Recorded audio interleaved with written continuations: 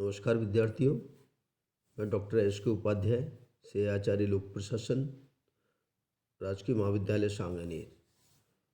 आज हम BA first year के फर्स्ट प्रश्न पत्र लोक प्रशासन के तत्व विषय के अंतर्गत मुख्य कार्यपालिका विषय पर चर्चा करेंगे। आज का हमारा टॉपिक है मुख्य कार्यपालिका। मुख्य कार्यपालिका से अभिप्राय। सामान्यतः मुख्य कार्यपालिका से आशय किसी देश की सरकार के मुखिया से लगाया जाता है।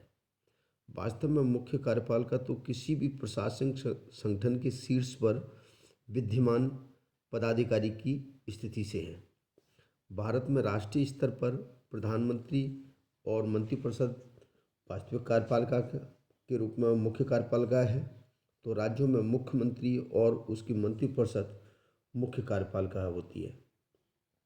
इसी तरह से जिलों में जिला कलेक्टर मुख्य कार्यपालिका है और विश्वविद्यालयों में कुलपति मुख्य कार्यपालिका के रूप में कार्य करते हैं। तो महाविद्यालयों में प्राचार्य अपने स्तर पर मुख्य कार्यपालिका के रूप में कार्य करते हैं। यह स्थिति केवल सरकारी और प्रशासनिक संगठनों में नहीं बल्कि निजी कार्यरत संगठनों में भी देखने को मिलती है, जहां मुख्य प्रबंधक, महाप्रबंधक या संचालक जो भी है वो शीर्ष पर होते हैं, वो उस संगठन की मुख्य कार्यपालिका है। कोई भी मुख्य कार्यपालिका संगठन के अपने पद स्थिति पर निर्भर करती है, उसी के अनुसार कार्य करती है। डिमॉक लिखते हैं कि मुख्य कार्यकारी कठिनाइयों का अंत करने वाला, पर्यवेक्षक तथा आगामी कार्यक्रम का प्रवर्तक होता है।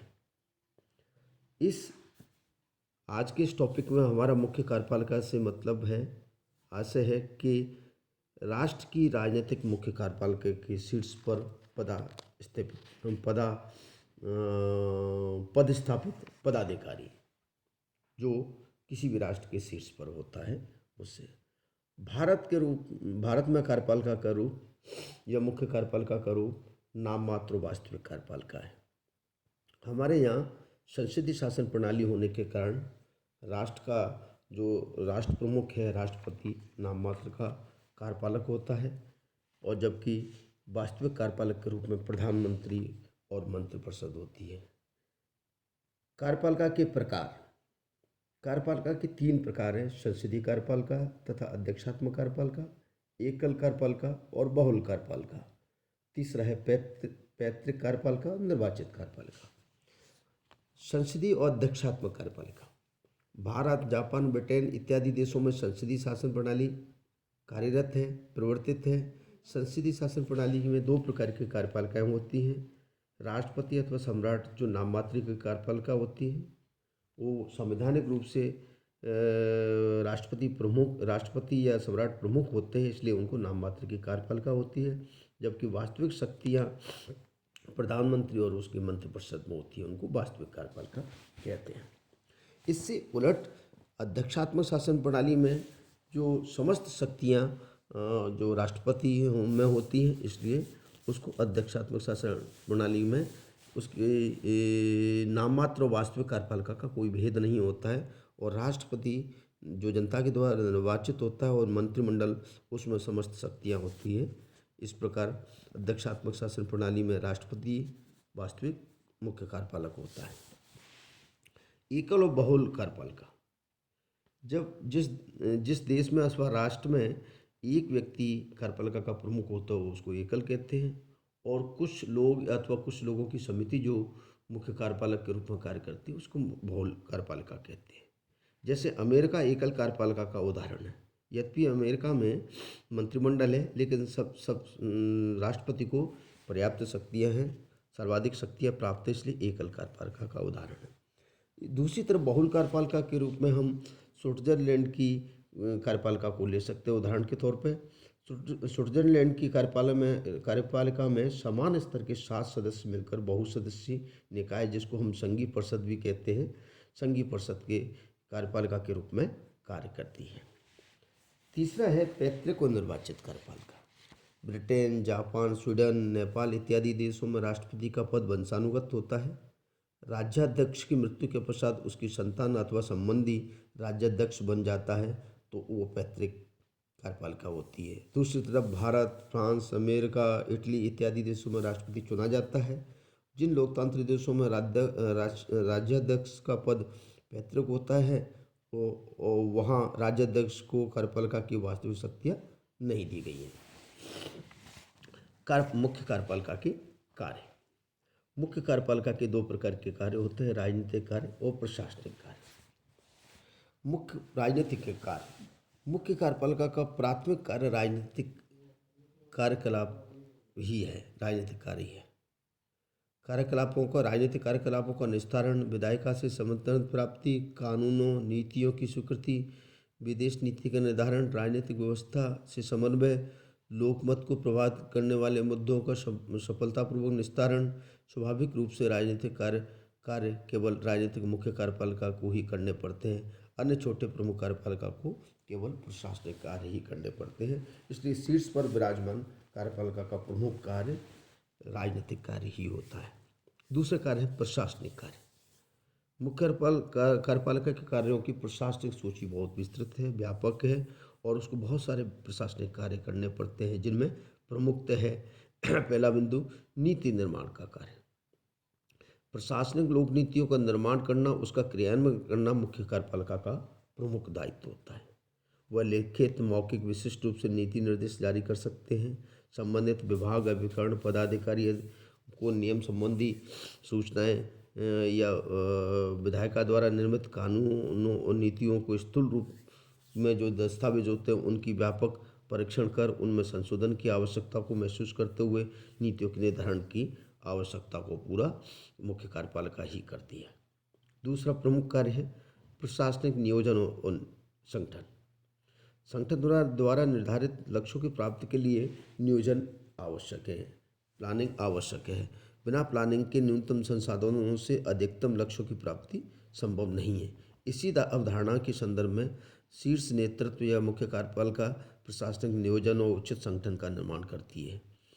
कल्याणकारी कार्यक्रमों और योजनाओं को निरूपित किया जाता है, साथ ही साथ उनको ढंग से व्यवस्थित रूप से संगठन के माध्यम से उसको लागू किया जा सकता है। यूँ कहें कि नियोजन आज के युग की आवश्यकता है, क्योंकि संसाधनों और समस्याओं को भविष्य में तालमेल स्थापित करने की पूर्व तैयारी नियोजन कहलाता है। चाहे कृषि हो, चिकित्सा हो, स्वास्थ्य हो, शिक्षा हो, राष्ट्रीय सुरक्षा हो, समाज कल्याण हो, संचार हो, ऊर्जा हो, सभी लोग के हितकारी कार्यों के लिए योजनाएं बनाना, उपयुक्त संगठन का निर्माण करना, ये मुख्य कार्यपालिका का ही कार्य है। अगला प्रमुख कार्य है घोषणाएं और आदेश निर्देश। राष्ट्र की प्रमुख कार्यपालिका अधिकारी होने के नाते मुख्य कार्यपालिका का यह दायित्व है कि विवादास्पद राष्ट्रीय हित के मुद्दों पर सरकार का रुख स्पष्ट करे।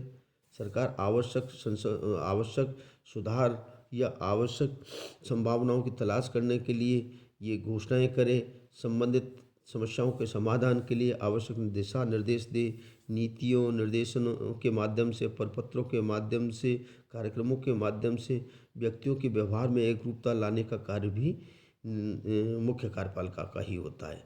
प्रशासनिक कुशलता, नियंत्रण अनुशासन की स्थापना भी मुख्य कार्यपालिका का ही कार्य है। अगला है कार्मिक प्रशासन से संबंधित कार्य। कार्यपालिका का प्रमुख कार्य कार्मिकों की कुशलता, उनकी योग्यता, अनुभवी व्यक्तियों का कार्मिक संगठन में चयन और उनकी नियुक्ति, बर्खास्त की, उनके वर्गीय कार्मिक प्रशासन से संबंधित पक्षों जैसे वर्गीकरण है, स्थानांतरण है, वेतन है, पदोन्नति है, प्रशिक्षण है, अन्य कार्मिक सुविधाओं की अनुशासनात्मक कार्रवाई सहित अन्य कार्मिक पक्षों की व्यवस्था उनकी व्यवस्था करना, नीति बनाना, उस संबंध में निर्देश देना, कानून बनाना इत्यादि सारी चीज़ों को प्रत्यक्षतः परोक्षतः मुख्य कार्यपालिका के द्वारा ही किया जाता है। प्रत्येक देश के न्यायाधीशों, आयोगों के अध्यक्षों, प्रतिनिधि मंडलों, राष्ट्रदूतों, इनके कार्यक्रमों संबंधित विदेशों में नियुक्तियां करना और मुख्य कार्यपालिका के निर्देशन में ही की जाती है। मुख्य कार्यपालिका का अगला दायित्व है समन्वय करना। बिना उचित समन्वय के कोई भी संगठन अपने लक्ष्यों की प्राप्ति नहीं कर सकता है। इसी संदर्भ में जटिल प्रशासनिक संरचनाओं, संगठनों, कार्यों के कारण समन्वय अथवा सामंजस्य प्रशासन की प्रमुख जिम्मेदारी बन जाती है। कार्यपालिका के शीर्ष पर बैठे पदासीन व्यक्तियों का ये जिम उत्तरदायित्व होता है कि वे विभिन्न विभागों, अभिकरणों, मंत्रियों, सचिवों, कार्यालयों, देश विदेश आयोग उचित तालमेल स्थापित करें, सामंजस्य स्थापित करें, सरकार के विभिन्न अंगों, व्यवस्थापिका, कार्यपालिका, न्यायपालिका के टकराव को दूर करने के लिए उचित तालमेल या सामंजस्य स्थापित करें, समन्वय करें, ताकि लक्ष्यों की प्राप्ति, संगठनात्मक लक्ष्यों की प्राप्ति या सरकार के अपने उद्देश्यों की प्राप्ति कुशलतापूर्वक समयबद्धता के साथ संभव हो सके। अगला कार्य है जांच और निरीक्षण। मुख्य कार्यपालिका का ये प्रमुख दायित्व है कि वो ये देखे कि सरकार के द्वारा निर्धारित नीतियों कार्यक्रमों के अनुसार कार्यों को किया जा रहा है अथवा नहीं। साथ ही सरकार का ये भी दायित्व है कि जो कार्यक्रम, कानून, नीति निष्पादित हो रहे हैं उनमें कोई घोर अनियमितताएँ तो नहीं है, भ्रष्टाचार तो नहीं है, दुर्भावना अथवा षड्यंत्र तो नहीं है। इस संबंध में आवश्यक निरीक्षण करें। आवश्यक होने पर जांच कमेटी या आयोग बनाकर उसकी पड़ताल की जाती है। ये सारे कार्य मुख्य कार्यपालिका के अंतर्गत ही आते हैं। अगला कार्य वित्तीय कार्य। ये बहुत महत्वपूर्ण कार्य है कि आधुनिक प्रशासन तंत्र के रक्त अथवा प्राणवायु के रूप में वित्त एक महत्वपूर्ण तंत्र है, साधन है, आवश्यकता है। तो इसी संदर्भ में मुख्य कार्यपालिका बजट का निर्माण करती है, बजट को उचित ढंग से कानून क्रियान्वित करती है। बजट की स्वीकृति यद्यपि विधायिका द्वारा करती है, लेकिन बजट के आय व्यय पर नियंत्रण करने का कार्य, उसका लेखा परीक्षण का कार्य मुख्य कार्यपालिका के दायित्व में ही होता है। बजट के निर्माण को और उसके बजट के क्रियान्वयन को समुचित ढंग से लागू कराकर कार्यपालिका अपने दायित्वों की पूर्ति करती है। अगला कार्य है जनसंपर्क और शिकायत। जनसाधारण तक सरकारी नीतियों, कार्यक्रमों, कानूनों, योजनाओं, परियोजनाओं को पहुंचाने और उसके पश्चात उस जन समुदाय पर या जनमानस पर या जनता पर क्या प्रभाव पड़े, उनकी जानकारी के लिए प्रत्येक सरकार ये कोशिश करती है, मुख्य कार्यपालिका कोशिश करती है कि जनसंपर्क, जन शिकायत निवारण का तंत्र मजबूत हो। जब तक सरकार जनता की समस्याएं निस्तारित नहीं होंगी अथवा जन समस्याओं का समाधान नहीं होगा, तब तक सरकार अपने कार्यक्रमों को सही ढंग से लागू नहीं कर पाएगी। सरकार की शक्ति जनता में है, जनता के माध्यम से ही सरकार सत्तारूढ़ होती है। इसलिए इन जनसंपर्क, जन शिकायतों के माध्यम से अपने दायित्वों की, कार्यों की पूर्ति एक महत्वपूर्ण तत्व है या अंग है। अंतिम कार्य है राष्ट्रीय सुरक्षा और विदेशी संबंध। राजनीतिक कार्यपालिका के मुखिया होने के नाते राष्ट्रीय सुरक्षा और विदेशी नीति का निर्धारण उसकी मुख्य चिंता रहती है। राष्ट्रीय की सीमाओं की रक्षा करना, आंतरिक सुरक्षा करना, गुप्तचर एजेंसियों के बीच में समन्वय करना, मित्र राष्ट्रों से संबंध, संधियां, समझौते, व्यापार और सम्मेलन इत्यादि का प्रतिनिधित्व या उन अपने हितों में अनुकूल करने के लिए संधियां, समझौते करना, ये मुख्य कार्यपालिका का प्रमुख दायित्व होता है।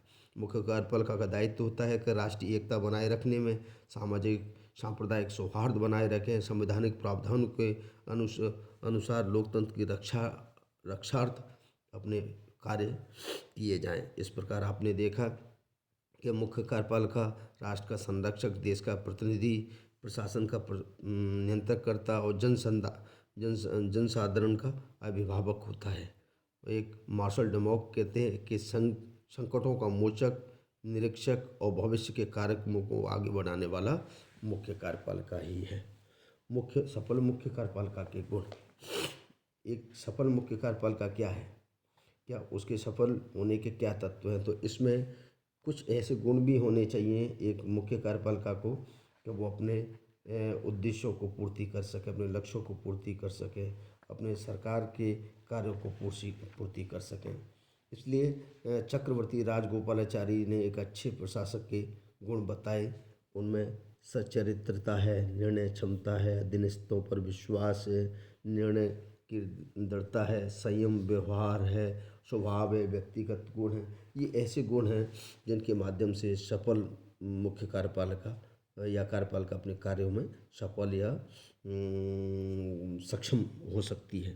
मुख्य कार्यपालिका का कार्यालय, ये विद्यार्थियों सिर्फ आपको इसलिए समझाया जा रहा है कि शुरुआत में आपको बता दिया गया था कि मुख्य कार्यपालिका से तात्पर्य संदर्भ से होता है। हमारे यहाँ राष्ट्रीय मुख्य कार्यपालिका से भारत के संदर्भ में प्रधानमंत्री उसकी मंत्रिपरिषद जो वास्तविक मुख्य कार्यपालिका के रूप में कार्य करती है, उसी प्रकार से राज्यों में मुख्यमंत्री होता है। और ये उदाहरण सहित आपको बताया कि अब हमारे महाविद्यालय में प्राचार्य मुख्य कार्यपालिका के रूप में कार्य करता है। तो मुख्य कार्यपालिका का जो कार्यालय के उदाहरण के तौर पे हमने अमेरिका और क्या कहते हैं ब्रिटेन और भारत, 3 देशों का उदाहरण लिया है। तो अमेरिका में जो मुख्य कार्यपालिका के रूप में कार्यालय है, जो राष्ट्रपति है उसका मंत्रिमंडल है। राष्ट्रपति का व्हाइट हाउस मुख्य कार्यपालिका का प्रमुख उदाहरण है। Office of management and budget या आर्थिक सलाहकार परिषद, ये राष्ट्रीय सुरक्षा परिषद, ये केंद्रीय गुप्तचर अभिकरण, उसमें समस्त सम्मिलित इकाइयाँ मुख्य कार्यपालिका के उदाहरण के रूप में कार्य करती हैं। इसी प्रकार से ब्रिटेन में संसदीय शासन प्रणाली है, तो प्रधानमंत्री और उसका मंत्रिपरिषद मुख्य कार्यपालिका के रूप में कार्य करते हैं।